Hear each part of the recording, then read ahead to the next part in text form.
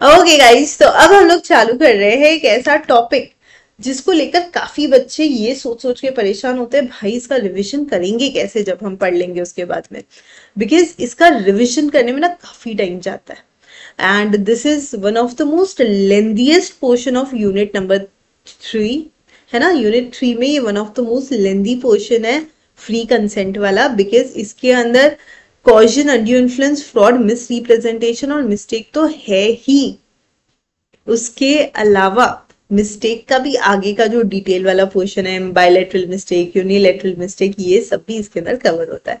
सो हम हमेशा कहते हैं कंसेंट हमेशा क्या होना चाहिए, फ्री होना चाहिए। फ्री का मतलब क्या होता है, उसमें डेफिनेटली दोनों पार्टी सेम सेंस में सेम चीज को ले, लेकिन उसके अलावा जो सबसे क्रूशियल चीज है उसमें CUFM स्क्वायर ना हो। FM स्क्वायर क्यों बोलती हूँ मैं, because caution, undue influence, fraud और मिस रिप्रेजेंटेशन तो हो गया CUFM, और मिस्टेक भी तो है, तो M डबल आ गया ना, M स्क्वायर। समझ गए? ओके, चलो। सो डिफाइन फ्री कंसेंट, अगर कभी भी कोई आपसे पूछता है और एग्जाम में, क्योंकि ये आ चुका है क्वेश्चन, तो आप सिंपल कह सकते हो consent is free when it is not caused by. क्या क्या नहीं होना चाहिए, कॉशन नहीं होना चाहिए, अनड्यू इन्फ्लुएंस नहीं होना चाहिए, फ्रॉड नहीं होना चाहिए, मिस रिप्रेजेंटेशन और मिस्टेक भी नहीं होनी चाहिए, तो हमारा कंसेंट फ्री है। फ्री मतलब क्या, फ्री मतलब बिना किसी डिफेक्ट के है, सब चीजें प्रॉपर है, और ये कंसेंट वैलिड कंसेंट मानी जाएगी। Now coming to a fact कि भैया क्वेश्चन होता क्या है ना। अभी तक ये क्वेश्चन क्वेश्चन क्वेश्चन सुना था, यूनिट 1 में बहुत बेसिकली समझा था, जोर जबरदस्ती। लेकिन how can we define that जोर जबरदस्ती, है ना। तो चलो समझते हैं। सो क्वेश्चन मतलब committing or threatening to commit anything which is forbidden by Indian Penal Code। अब यहाँ पर ये नहीं लिखा forbidden by Contract Act, forbidden by Indian Penal Code। Indian Penal Code कौन सा होता है, जिसमें हम लोग नहीं कहते चोरी चकारी, anything which is like criminal acts, वो सब इंडियन पीनल कोड में आता है। तो कोई भी चीज जो इंडियन पीनल कोड के तहत गलत है वो करना क्वेश्चन कहलाता है। किसी को अनलॉफुल आप डिटेन करके रख रहे हो या थ्रेटनिंग टू डिटेन कर रहे हो, देख अगर तूने मुझे ये नहीं करके दिया ना, मैं तेरे को किडनैप, मैं तेरे को उठा लूंगा, है ना, लैंग्वेज होती है, मैं तेरे को उठा लूंगा, मैं तेरे बच्चों को उठवा लूंगा। थ्रेटनिंग टू डिटेन क्या, any property to the prejudice of any person whatever with the intention of causing। और ये हम लोग क्यों करें, हमारा इंटेंशन क्या है, to enter into an agreement. हम उसको कहते हैं भैया तू ये कॉन्ट्रैक्ट साइन कर, नहीं तो तेरा घर हम हमारे कब्जे में रख लेंगे, है ना, तेरे को उठाकर ले जाएंगे, तेरे बच्चों को उठाकर ले जाएंगे। So anything like that is coercion. Detaining और threatening to detain is also a coercion. Okay, next. अब सब्जी बनाते हैं तो उसके इंग्रेडिएंट्स होते हैं, खाना बनाते हैं उसके अलग अलग इंग्रेडिएंट्स होते हैं, वैसे ही अगर किसी चीज को पॉइजन कहना है उसके भी अलग अलग इंग्रेडिएंट्स होते हैं। क्या क्या इंग्रेडिएंट्स हैं, we are committing or we are threatening someone to commit anything which is forbidden by Indian Penal Code, और किसी को हम लोग अनलॉफुल डिटेन कर रहे हैं या डिटेन करने की धमकी दे रहे हैं उसको या उसकी किसी प्रॉपर्टी को, with the intention of causing any person to enter into an agreement। It may be noted that it is immaterial whether the Indian Penal Code is or not in force at the place where the caution is done। जिस जगह जोर जबरदस्ती हो रही है वहां पर अगर इंडियन पीनल कोड एग्जिस्ट करता है या नहीं करता उससे फर्क नहीं पड़ रहा है। आप तो ये देखो कि क्या इंडियन पीनल कोड के तहत जो चीजें मना है वो वहां हो रही है, अगर हाँ मतलब ऑब्वियसली क्या है, पॉइजन कहलाएगा वो। Okay, now threatening to commit suicide. अब एक पर्सन कह रहा है मैं किसी और को नहीं तकलीफ दे रहा हूं, मैं तो खुद ही जाकर कूद जाऊंगा यहाँ से, है ना, मैं छत से कूद जाऊंगा, मैं ट्रेन से कूद जाऊंगा, जो भी है। तो अगर कोई किसी को धमकी दे रहा है कि देख मैं खुद को मार दूंगा अगर तूने कॉन्ट्रैक्ट साइन नहीं किया, उस डर से किसी ने कॉन्ट्रैक्ट साइन कर दिया, वो भी क्वेश्चन है। ओके, आप किसी को सुसाइड करने की भी धमकी दे रहे हो तो वो भी क्वेश्चन में आता है। कैसे, हस्बैंड ने रिलीज डीड के लिए वाइफ और अपने सन से ये बोलकर साइन करवा दिया कि देखो तुम साइन कर लो नहीं तो मैं खुद को मार दूंगा, तो वो ना मर जाए उस डर से उसकी वाइफ और बच्चे ने साइन कर दिया, तो ये एक तरीके से क्वेश्चन था। Okay, understood. लेकिन एक और चीज है, नाउ कोई एजेंट है, उसने अपने प्रिंसिपल को कहा कि देखो मैं तुम्हें बुक्स ऑफ अकाउंट्स नहीं दूंगा तुम्हारे वापस, तुमने क्योंकि तुमने अभी तक मुझे फीस नहीं दी है। ठीक है, तो क्योंकि तुमने मुझे फीस नहीं दी है तो मैं तुमको नहीं दूंगा, तो तुम पहले अपनी लाइबिलिटी क्लियर करो, फिर ही मैं तुमको बुक्स ऑफ अकाउंट्स दूंगा। तो यहाँ पर प्रिंसिपल को देना पड़ेगा पैसा, है ना, क्योंकि अनलॉफुल डिटेनिंग है वो प्रिंसिपल की प्रॉपर्टी का। प्रिंसिपल ने अगर जोर जबरदस्ती में आकर, क्योंकि ऑब्वियसली उसको बुक्स ऑफ अकाउंट्स तो चाहिए थे, इस चक्कर में उसने उसको पेमेंट किया है, तो इसे भी अनलॉफुल कॉशन के अंदर ही कंसिडर किया जाता है। क्योंकि कितना भी बोलो, भले बुक्स ऑफ अकाउंट्स पे काम एजेंट ने क्यों ना किया हो, समझ गए, कोई भी काम एजेंट ने क्यों ना किया हो, लेकिन वो बुक्स ऑफ अकाउंट्स थे तो प्रिंसिपल के, समझ गए। मैंने तुम्हारी अकाउंटिंग कंप्लीट करी है, मैं नहीं देता तुमको बुक्स ऑफ अकाउंट, पैसे पहले दो। भाई वो बुक्स ऑफ अकाउंट प्रिंसिपल की है, तुम इस तरह से धमकी नहीं दे सकते। समझ में आई बात? Okay, before you guys ask me, let me explain little bit about Indian Penal Code as well. Now what is Indian Penal Code? तो आप देखते हो ना, चोरी होती है या कुछ भी होता है तो मूवीज के अंदर हम देखते हैं कि जज बोलते हैं दफा 420 के तहत दफा ये दफा वो, इसको फांसी की सजा दे दो, ये दे दो। तो ये जो सारे क्या बोलूं क्रिमिनल एक्टिविटीज वाले चीजें हैं, they all cover under Indian Penal Code. Indian Penal Code is nothing but a law, है ना, जिसको हम बोलते हैं क्रिमिनल लॉ है इंडिया का, जहां पर किस क्राइम पे क्या सजा मिलनी चाहिए और उस क्राइम को कैसे रोका जा सकता है, पुलिस ऑफिसर्स के पास क्या राइट होते हैं, ये सब इंडियन पीनल कोड में लिखा होता है। ठीक है, next, undue influence. Undue influence क्या होता है ना, अनड्यू इन्फ्लुएंस क्या होता है? सो अनड्यू इन्फ्लुएंस सेक्शन नंबर 16 में एक्सप्लेन किया गया है। सेक्शन नंबर 16 कहता है कि अनड्यू इन्फ्लुएंस का मतलब होता है कि जब भी कोई कॉन्ट्रैक्ट के अंदर पार्टीज का आपस में कुछ इस तरीके का रिलेशन है कि वो दूसरे की विल को डोमिनेट कर सकते हैं, है ना, parties are in such relation कि वो क्या कर सकते हैं, डोमिनेट कर सकते हैं विल को सामने वाले की। विल मतलब इच्छा, है ना, जब कोई पर्सन सामने वाले की इच्छा को डोमिनेट कर सकता है और डोमिनेट करने का पर्पस है अनफेयर एडवांटेज लेना, तो उसे हम कहेंगे वो अनड्यू इन्फ्लुएंस कर रहा है। ठीक है, पिछले बैच में एक स्टूडेंट ने कहा मैम मेरे साथ तो रोज अनड्यू इन्फ्लुएंस होता है। लाइक अच्छा क्या होता है ऐसा? कि अरे मैम मैं तो सीए भी कर रहा हूँ तो अनड्यू इन्फ्लुएंस की वजह से कर रहा हूँ, मम्मी पापा ने ऐसे इमोशनल कर करके इन्फ्लुएंस कर दिया और कहा कि सीए कर लो। अब देखना मैम एक दिन ऐसा भी आएगा कि जब मुझे अनड्यू इन्फ्लुएंस करके मेरी शादी भी करवा देंगे। नहीं होता, मैं मरने से पहले तुम्हारी शादी देखना चाहता हूँ, सो सम दादी नानी वाला थिंग। पर वो अनड्यू इन्फ्लुएंस नहीं है। क्यों नहीं है? क्योंकि सामने वाला आपको सीए बनाकर क्या अनफेयर एडवांटेज ले लेगा? कुछ नहीं। सो पेरेंट्स नॉर्मली जो आपके ऊपर इन्फ्लुएंस करते हैं वो अनड्यू नहीं होता है, क्योंकि उसमें वो खुद का फायदा नहीं आप ही का फायदा देख रहे होते हैं। समझ गए? तो अनड्यू इन्फ्लुएंस कब आएगा, वो गलत कब होता है? जब इंसान ना अनफेयर एडवांटेज लेता है सामने वाले को प्रेशराइज करके, that is undue influence. So person is deemed to be in undue influence वाला पोजीशन जब वो उस पोजीशन पे होता है वो सामने वाले के विल को अफेक्ट कर सकता है। सो ए ने कुछ पैसे उधार, A have advanced money to his son B during his minority, B comes of the age and obtains by misuse parental influence a bond from B for a greater amount than the sum due in respect in advance. A employs undue influence. अब यहाँ पर father ने क्या किया, बेटे को कुछ पैसा दिया, है ना, उसके कोर्स के लिए कुछ भी। अब उसने वो जब पैसा दिया तो उसको ज्यादा हायर अमाउंट का बॉन्ड साइन करवा दिया, अब उसको मजबूरी में उसमें करना पड़ा। तो अब यहाँ पर कह सकते हैं कि फादर ने अनड्यू इन्फ्लुएंस किया है बेटे पे। समझ गए? वो गलत है। Right, next, relation between the parties. Now what are the ingredients of undue influence? सबसे पहले तो पार्टीज के बीच में कोई ना कोई ऐसा रिश्ता है जिससे एक पर्सन दूसरे पर्सन के विल को बदल सकता है ना, विल को इन्फ्लुएंस कर सकता है। तो पार्टीज के बीच में ऐसा कोई तो रिलेशन एग्जिस्ट करता है। पार्टीज इस पोजीशन में है कि दूसरे की विल को डोमिनेट कर सके। दिस इज इम्पोर्टेंट, मतलब यहाँ तो हम इन्फ्लुएंस करें या हम कह रहे हैं बकायदा भैया वो बहुत सिस्टमैटिक तरीके से इच्छा को डोमिनेट किया जाता है। कैसे कर सकते हैं, कब कर सकते हैं? जब या तो कोई रियल या अपेरेंट अथॉरिटी होती है, अथॉरिटी लाइक मास्टर सर्वेंट वाला अथॉरिटी, डॉक्टर पेशेंट वाला अथॉरिटी, फादर सन वाला अथॉरिटी,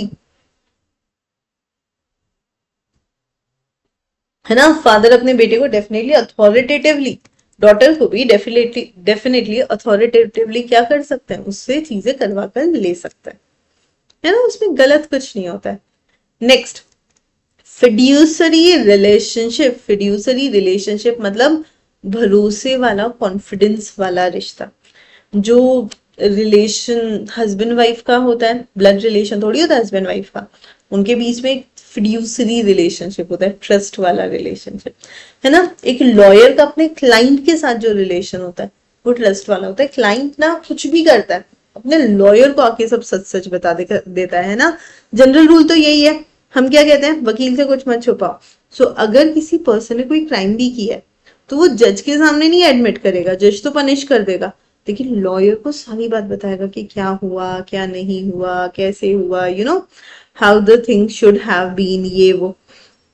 तो यहां पर क्लियर है कि इट इज हु, यस। तो यहाँ पर लॉयर फिड्यूसरी रिलेशनशिप में, अब मान लो वही लॉयर बाद में हमें ब्लैकमेल करने लग जाए, हाँ तुमने बोला था, यू किल्ड हिम, मैंने तुमको वहां से बचा लिया, अभी मुझे इतना पैसा दो। This is fiduciary relationship. सामने वाला जिसको आपके बारे में सब पता है वो आपको क्या कर रहा है, धमकी दे रहा है। Mental distress. Now what do we mean by mental distress? So mental distress का मतलब होता है कि किसी तरीके से आप इस पोजीशन में हो कि आप उस पर्सन को कुछ कर सकते हो, लाइक डॉक्टर, है ना। डॉक्टर इस पोजीशन में होता है कि वो पेशेंट को इलनेस की वजह से उसको सब पता होता है, तो वो टेम्पररी या परमानेंटली उस पर कुछ इस तरीके से धमकियां देके काम करवा सकता है, या उसको इस तरीके से गलत दवाई देकर कुछ करवा सकता है जो कि एथिकली गलत हो। आई बात समझ में? यहां तक कोई डाउट? मेंटल डिस्ट्रेस समझा? Then unconscionable bargains. Unconscionable bargain क्या होता है? जब भी कोई एक पार्टी है कॉन्ट्रैक्ट की, वो इस पोजीशन पे कि वो दूसरे को डोमिनेट कर सकती है, तो वो अनफेयर बार्गेन कर देते हैं उससे। जैसे मनी लेंडर, अब मुझे लोन चाहिए, है ना, बहुत अर्जेंट लोन चाहिए, बहुत मान लो कोई इमरजेंसी है। अब ऐसे में मनी लेंडर मुझे लोन देता है सीधा 40% इंटरेस्ट रेट पे। So this is too much, है ना। This is like very very unethical amount of rate of interest. इतना ज्यादा थोड़ी होता है कोई इंटरेस्ट रेट, बट उसको पता है कि मुझे जरूरत है, तो उसने क्या किया, उस चीज का गलत फायदा उठाया। अनकॉन्शनेबल बार्गेन, ठीक है।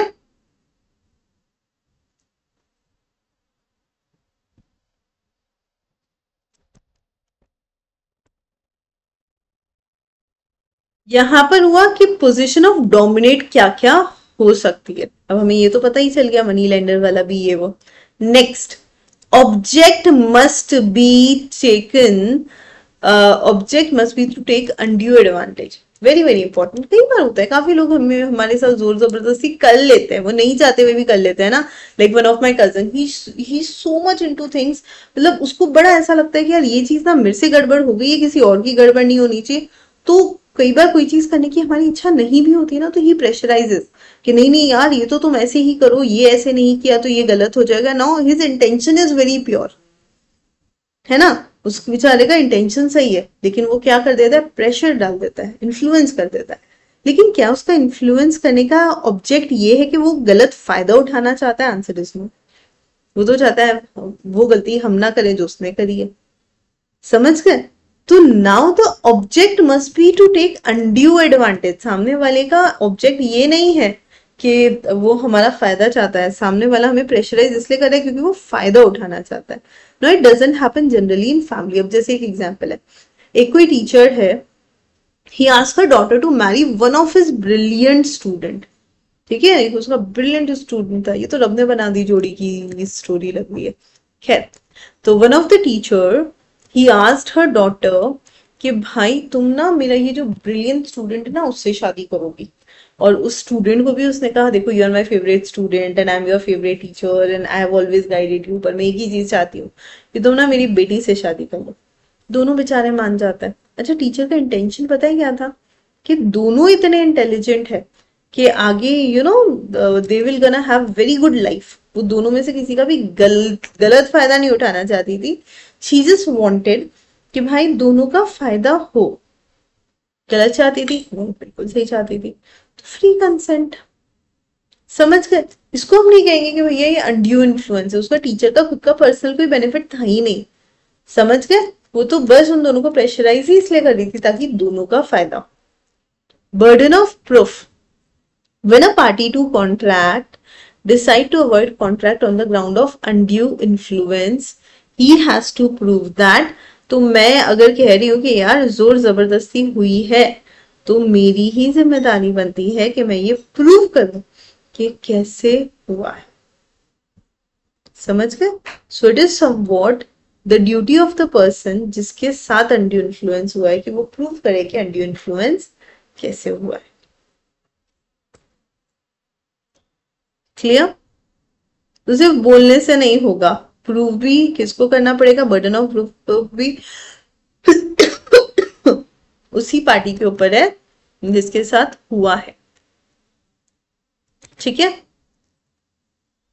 Next, before going ahead, effect क्या होता है एंडी इन्फ्लुएंस का। जो एग्रीमेंट है वो voidable at the option of the party जिसके साथ हुआ है एंडी इन्फ्लुएंस। ठीक है। सो जिसको भी गलत प्रेशराइज किया गया that party can obviously take action. Clear. Next, set aside कर सकते हैं कॉन्ट्रैक्ट को, ऑब्वियसली ये तो है। ये नेक्स्ट चलते हैं फ्रॉड पे। लेकिन फ्रॉड पे जाने से पहले ये डिफरेंसेस देख लेते हैं। चलो ठीक है। So how caution is different from undue influence. Caution कोई भी चीज जिसमें फिजिकल हैरेसमेंट इन्वॉल्व हो। ठीक है। कॉशन में तो क्या होता है, फिजिकल हैरेसमेंट डेफिनेटली इन्वॉल्व होता है, तो वो थोड़ा सा ज्यादा गड़बड़ है। लेकिन अनड्यू इन्फ्लुएंस में फिजिकल हैरेसमेंट नहीं होता है। अनड्यू इन्फ्लुएंस में सिर्फ मेंटल डिस्ट्रेस होता है। हम लोग क्या करते हैं, सामने वाले को सिर्फ प्रेशराइज कर रहे हैं, है ना, फिजिकली किसी को परेशान नहीं कर रहे। ठीक है जी।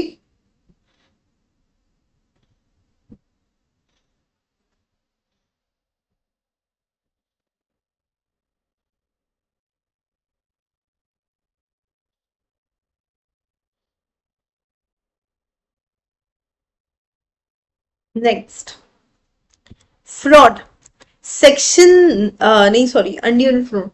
अनड्यू इन्फ्लुएंस के अंदर फिजिकली मेंटल प्रेशर होता है। कॉशन में आप किसी को डरा रहे हो, धमका रहे हो या एक्चुअली उसके साथ कुछ गलत कर रहे हो। लेकिन अनड्यू इन्फ्लुएंस बेसिकली लीगल नहीं होता है, जस्ट क्रिएटिंग अ मेंटल, कोई रिलेशन होता है तभी अनड्यू इन्फ्लुएंस हो सकता है। कॉशन करने वाले का जरूरी नहीं है हमारे साथ किसी भी तरह का कोई भी रिलेशन हो, है ना। Then caution need not proceed from promisor, it can be some any other person. मैंने कुछ गुंडों को भेज दिया आपके यहाँ पर, कोई और भी आकर आपके साथ जोर जबरदस्ती कर सकता है मेरे साथ कॉन्ट्रैक्ट करने के लिए, है ना। कॉन्ट्रैक्ट वॉइडेबल होता है कॉशन में। कॉन्ट्रैक्ट जो कि अनड्यू इन्फ्लुएंस से इंड्यूस्ड है वो वॉइडेबल है, या फिर अगर कोर्ट चाहे तो उसे सेट असाइड भी कर सकता है। कोर्ट का डिस्क्रिप्शन है कि directly aggrieved party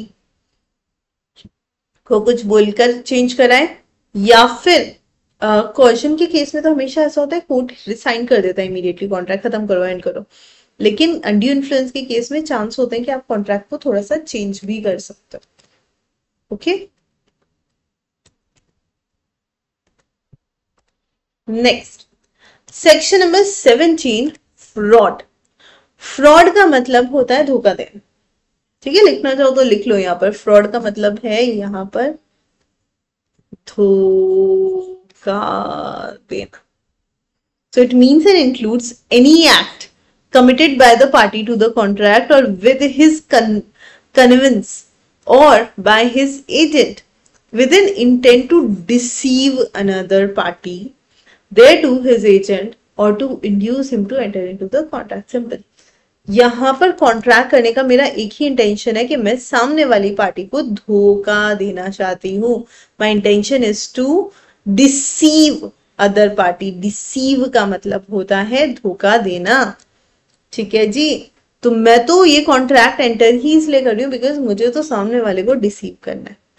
okay, so basically contract होता कैसे, ये फ्रॉड वाला कॉन्ट्रैक्ट होगा कैसे, या किस कॉन्ट्रैक्ट को हम कहेंगे यार ये तो फ्रॉड्यूलेंट है। So the suggestion as a fact is there which is not true. क्या होता है, हमने किसी को कुछ सजेशन दिया और मुझे पता है मैं गलत सजेस्ट कर रही हूँ, मैं तो उसको धोखा ही तो देना चाहती हूँ, तो दैट इज अ फ्रॉड। कोई चीज जिसके बारे में मुझे पता है लेकिन मैं उसको छुपा रही हूँ, मुझे बट पूरा नॉलेज है कि यार ये चीज गड़बड़ है, yet I am hiding it from that person, समझ गए। या फिर प्रॉमिस किया है लेकिन उसका मेरा इंटेंशन था ही नहीं निभाना, आपने मुझे बुलाया बर्थडे पार्टी में, मैंने कहा हाँ हाँ मैं पक्का आऊंगी, and I did not intend to come. Any other act fitted to deceive, या फिर any act or omission in the law that declare to be fraudulent. ठीक है, तो आई थिंक ये फ्रॉड तुम लोग को अच्छे से समझ में आ गया होगा। आगे बढ़ते हैं। Now following are the essential elements of fraud. क्या क्या है? Number one, there must be representation or assertion and it must be false, है ना। रिप्रेजेंटेशन होना चाहिए, assertion होना चाहिए, और वो रिप्रेजेंटेशन और assertion फॉल्स होना चाहिए। However, silent may not amount to fraud. ठीक है, so what do we mean by silence is not fraud, या वेदर साइलेंस फ्रॉड होता है या नहीं होता है। So now there are certain situation around it. Okay, there are certain situation around, एक मिनट यार क्यों ऐसे हो रहा है।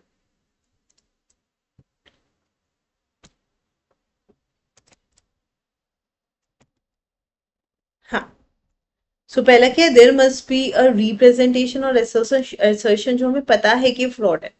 ठीक है, इसी के साथ एक पॉइंट आता है कि मेयर साइलेंस जो है, अगर आप चुप हो तो वो जनरली ना नहीं कंसिडर होता है फ्रॉड, लेकिन कुछ कुछ केसेस है जहां पर साइलेंस को हम लोग फ्रॉड मानते हैं। Number one, where it is a duty to speak, जहां हमारा जिम्मेदारी था कि हमें बोलना है और फिर हम कुछ नहीं बोले, तो उस समय साइलेंस भी फ्रॉड हो सकता है। Number one, when it is a duty, यानी कि हमारी जिम्मेदारी थी कि यार यहाँ तो हमें बोलना ही चाहिए।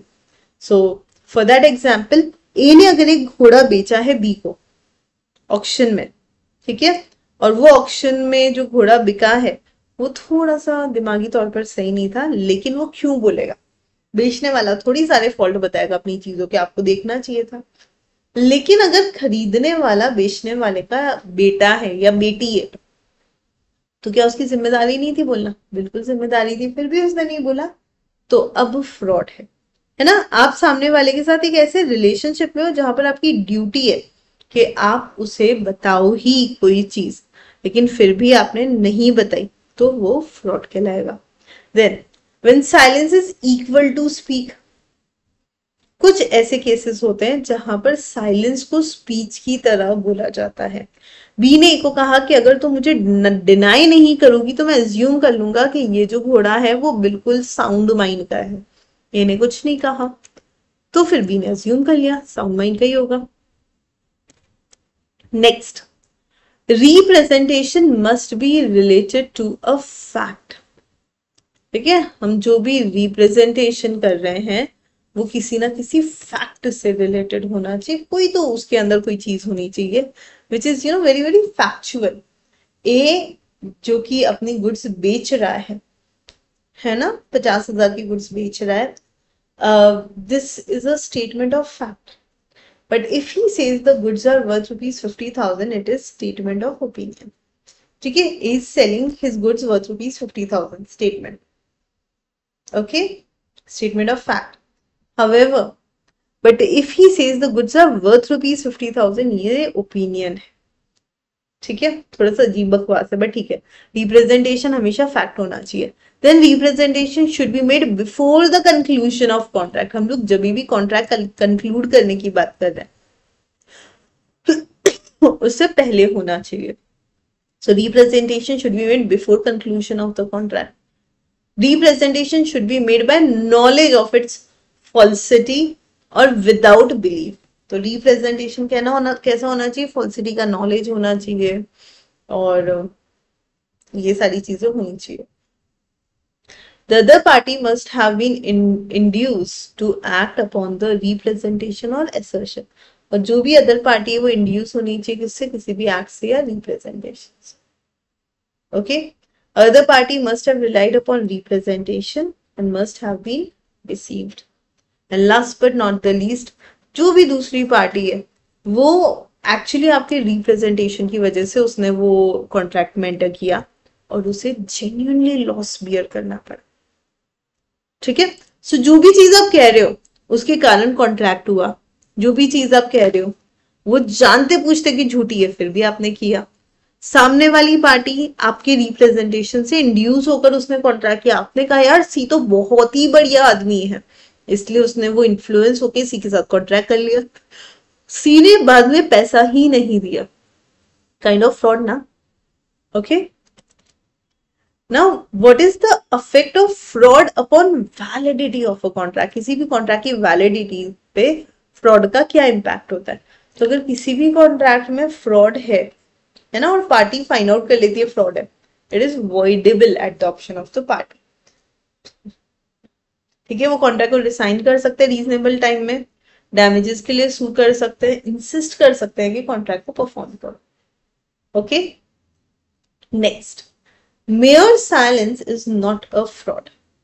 So a party to a contract under no obligation to disclose the whole truth to the other party.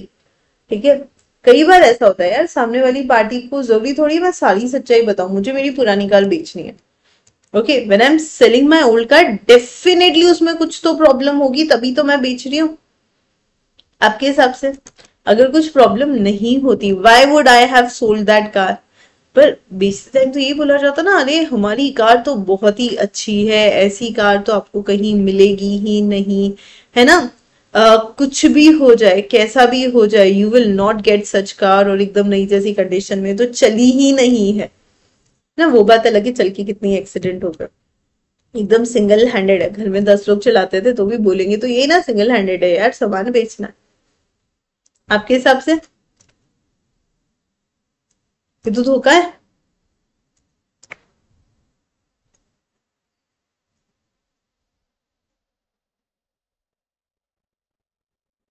Convince is something like willingness to do something. Okay, चलो, mere silence is not fraud, ये तो हो गया.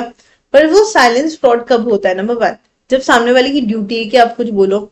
अब वो duty कब होती है, जब कोई फिड्यूसरी रिलेशनशिप हो, फादर सन का रिलेशनशिप है ना, बाप बेटे का रिलेशनशिप है, तो वहां पर तो बोलना कंपल्सरी था, फिर भी नहीं बोले तो गलत है. Then when silence is equal to speak, B ने ए को कहा कि देखो अगर तुम डिनाई नहीं कर रही हो तो मैं मान लूंगा कि घोड़ा साउंड माइंड का है. समझ गए.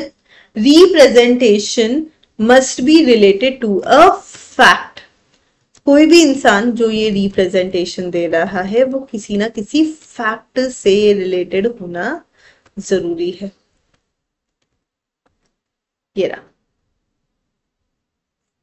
ठीक है, फिड्यूसरी रिलेशनशिप है. देन कॉन्ट्रैक्ट ऑफ इंश्योरेंस अगर आप कर रहे हो, उसमें आपको सारे मटेरियल फैक्ट्स पूरी तरीके से डिस्क्लोज करने को, छुपाना नहीं है. कॉन्ट्रैक्ट ऑफ मैरिज भी अगर है तो उसमें भी जो भी मटेरियल फैक्ट है वो सारे क्या करने होते हैं, आपको डिस्क्लोज करने होते हैं. कोई भी चीज छुपी ना रह जाए, झूठी ना रह जाए, वैसा. समझ गए. Then contract of family settlement, वहां पर भी सारी मटेरियल इंफॉर्मेशन का फुल और फाइनल पूरा डिस्क्लोजर करना पड़ेगा. Then share allotment contracts. So person who is issuing prospectus at the time of public issue of shares or debenture by a joint stock company, तो वो सारे मटेरियल फैक्ट डिस्क्लोज करने जरूरी है उसको. ठीक है. Now, exception, contract is not voidable if the party whose consent is obtained by silence which amount to fraud had means of discovering the truth. Then fraud which did not cause the consent of the party to agreement, ये exception.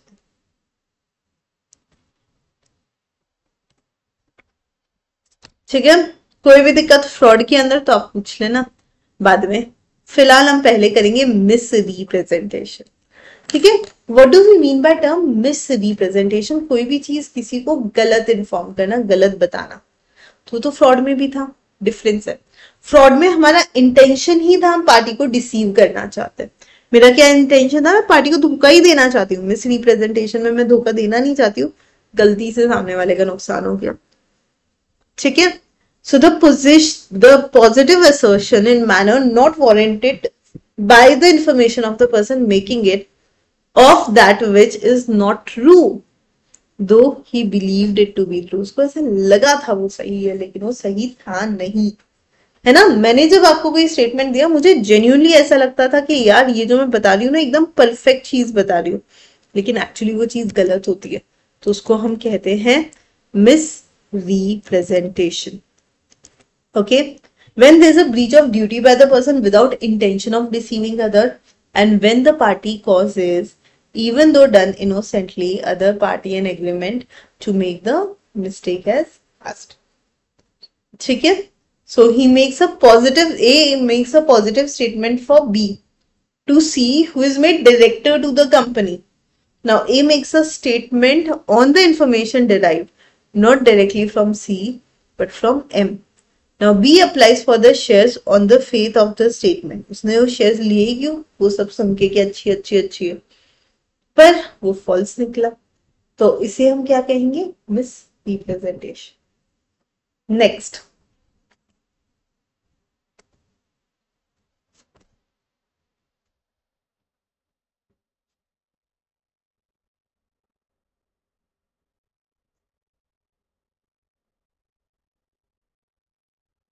अब हम आते हैं fraud और miss representation के differences पर।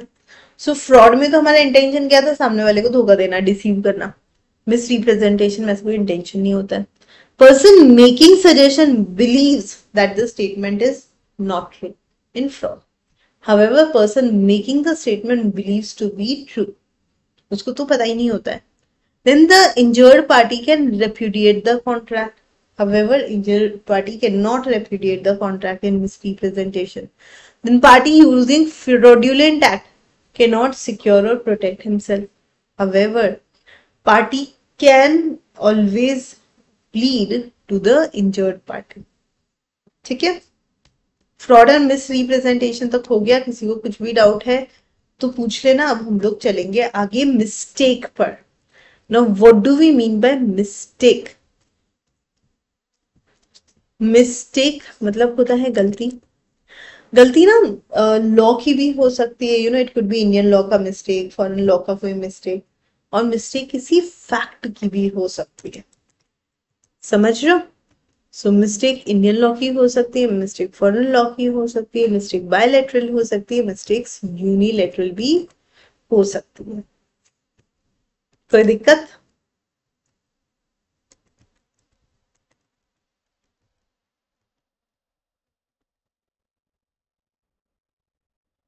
ठीक है।